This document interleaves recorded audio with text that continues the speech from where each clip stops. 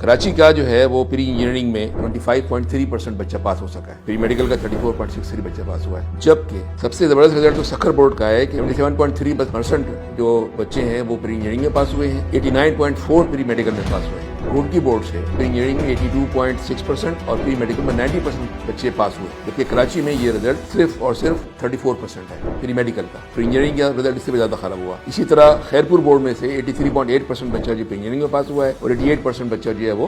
Pre medical میں پاس ہوا ہے، یعنی جو سندھ کے دیگر علاقوں کا کراچی کے علاوہ رزلٹ ہے وہ 80% پلس ہے، 85% آن ایوریج رزلٹ آیا ہے، جبکہ کراچی کا آن ایوریج رزلٹ جو ہے 29.3% بنتا ہے، یعنی 70% پلس بچہ جو ہے وہ پیپر میں فیل ہو گیا ہے کراچی۔ میٹرک میں جو بچہ 81% لے کر آیا ہے، 90% پلس مارکس لے کر آیا ہے، اس کے فرسٹ ایئر میں 3.29% ہے۔ آپ یہ دیکھیں اس وقت المیہ کیا ہے کہ کراچی کا صرف اور صرف 6 بچہ، 83,000 بچے ایگزام میں بیٹھے تھے، ان میں صرف 6 بچے، 3 پری میڈیکل 3 پری انجینئرنگ کے بچے 90 پلس مارکس لا سکے۔ اس میرٹ کا انہوں نے جنازہ نکال دیا، انہوں نے قبضہ جو پورا ان کا سسٹم ہے لینڈ گریبنگ کا، تو انہوں نے میرٹ گریب کیا ہے اس طرح سے، یعنی 41,000 بچے بیٹھ رہا ہے ایگزام میں اور 14,200 بچہ پاس ہو رہا ہے۔ اسی طرح 42,000 بچہ پری انجینئرنگ میں بیٹھ رہا ہے اور 10,000 بچہ اس میں پاس ہو رہا ہے۔ آپ جا کے دیکھیں رزلٹ شیٹ نکال کے دیکھیں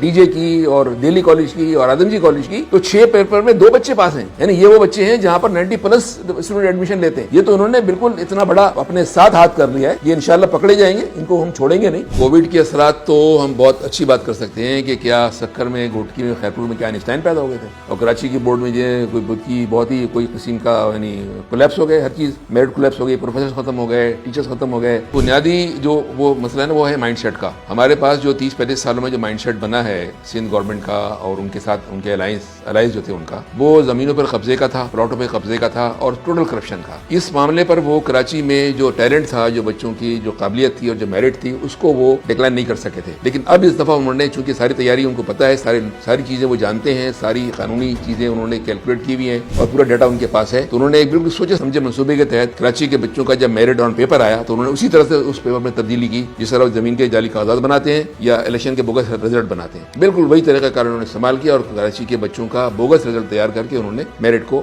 ڈسٹروائے کیا، فوری طور پر رزلٹ کو ودہیلڈ کیا جائے۔ دوسرا جو سب سے اہم مسئلہ ہے، جو کرمنل لوگ اس کے پیچھے ہیں، وہ ثبوت کا ضائع کرتے ہیں اور اس کا پورا احتمال موجود ہے، ان کے لاز میں بھی چیز موجود ہے کہ 30 دن کے بعد یہ کاپیاں شریڈ کر دیتے ہیں۔ اب یہ 11 جنوری کو رزلٹ اناؤنس ہوا تھا، 10 فروری سے پہلے یہ سارا ریکارڈ ضائع کر دیں گے اور کہیں گے کہ ہمارے پاس ریکارڈ ہی نہیں ہے، تو وہ جو ری اسسمنٹ کا مسئلہ ہے وہ بھی ختم ہو جائے گا۔ تو ہمارا کہنا یہ ہے کہ 2 کام کیا جائے، پہلے رزلٹ کو ودہیلڈ کیا جائے اور جو پورا ریکارڈ ہے کاپیوں کا اس کو سیف ہینڈ میں دیا جائے۔ اس کے بعد پھر ایک کمیٹی بنائی جائے جو ایک بالکل میں یہ سمجھتا ہوں کہ جو کراچی کی جامعات ہیں، جامعہ NID ہے، کراچی یونیورسٹی ہے، ڈاؤ ہے، ان کے کنٹرول ایگزامینیشنز ہیں، پرائیویٹ کالجز کے بہت اچھے گروپ ہے ٹیچرز کا، ان کو ساتھ ملا کے ایک ان کے اس میں بھی ERC ہے جو ایگزامینیشن ریویو کمیٹی کہلاتی ہے، ERC بنائی جائے، ERC اس کو ریویو کرے اور ریویو کرنے کے بعد اس کا اسسمنٹ کا فائدہ کرے، اور اگر یہ رزلٹ اگر نہیں اسسمنٹ ہو سکتا سارا کا سارا تو ان کو سیکنڈ ایئر میں ان کو اپیئر ہونے کا موقع دیا جائے سارے بچوں کو، اور اس پروڈیٹا بیس کے اوپر فرسٹ ایئر کا رزلٹ اناؤنس کیا جائے۔